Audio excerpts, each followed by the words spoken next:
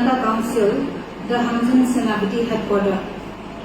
Candlelight vigil service in honor of late S.W. Chinaoshang and late Yaruingam Vashum under the aegis of United Naga Council, April 23, 2026 at 6:30 p.m.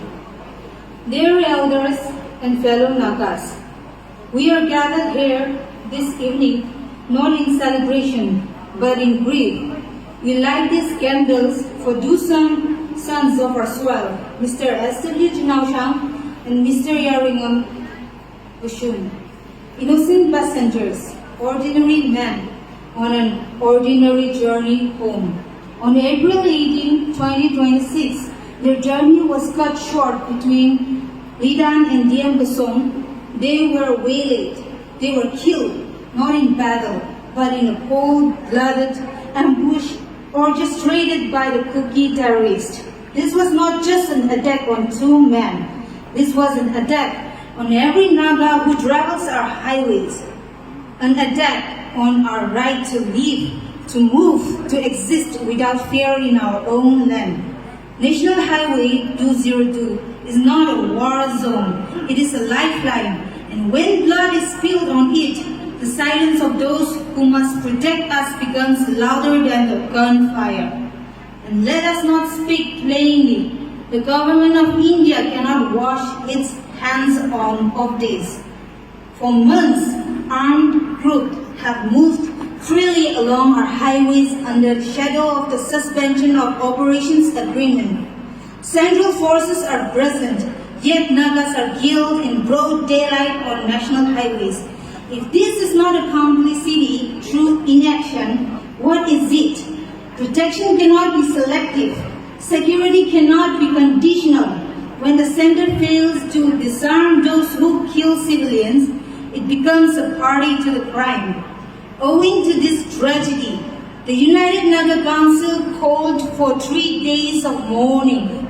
For 3 days, we shut down, not to inconvenience our people, but to show the weight of our loss, to show that when one Naga falls, all Naga feel the ground shake.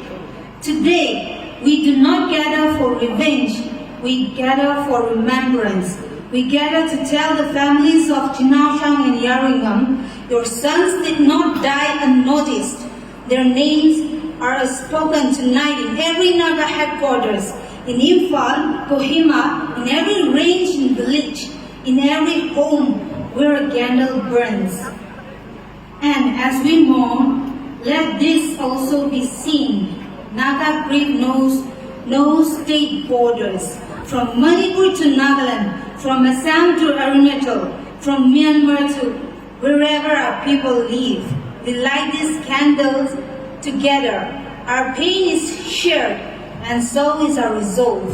The bullets that struck our brothers at T.M. Kasom were felt in every Naga village because we are one people, one history, one destiny. No line on a map can divide that truth.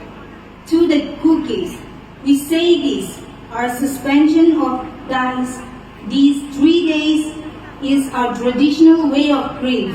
It is not hatred, it is mourning, but let it be understood, our patience, our commitment to peace must never be mistaken for weakness.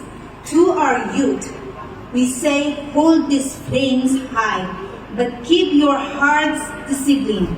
Our strength has always been in our unity, in our dignity, in our refusal to become what we condemn. And these candles burn. Let each flame stand for a promise that S.W. Chinaoshang and Yaruingam Vashum will not be reduced to statistics.